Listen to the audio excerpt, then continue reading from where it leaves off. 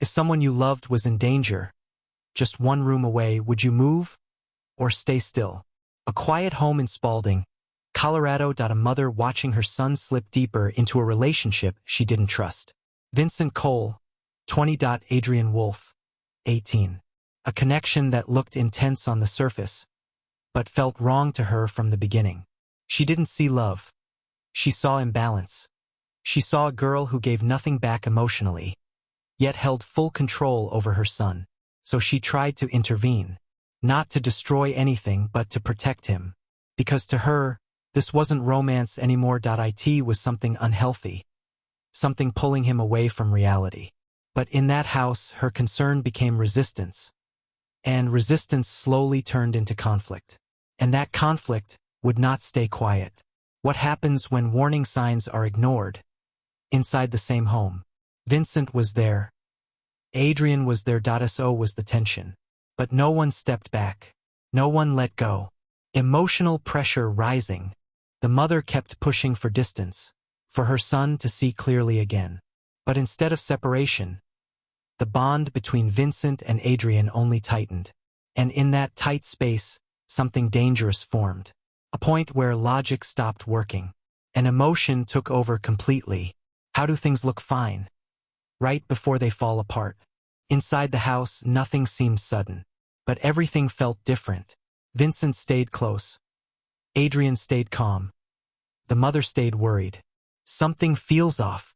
What made it worse was that no one agreed on what was real. To her, it was control. To them, it was love. And that difference became the beginning of the breakdown. Can a single argument change the direction of an entire home? The tension didn't explode at once. It built. Words became sharper. Emotions became heavier. Distance disappeared completely. Vincent Cole was there. Adrian Wolfe was there. And so was the mother's final attempt to stop it. No way back. Because this time, nothing was being listened to anymore. And once communication breaks inside a home, something else takes its place. Silence and consequence. What do people do? After a moment they can't undo. The house didn't feel the same anymore. Vincent remained quiet. Adrian remained composed. But the energy had shifted completely. Aftermath. And in that aftermath, the truth became harder to understand.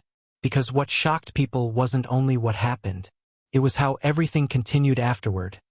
As if reality itself hadn't caught up yet.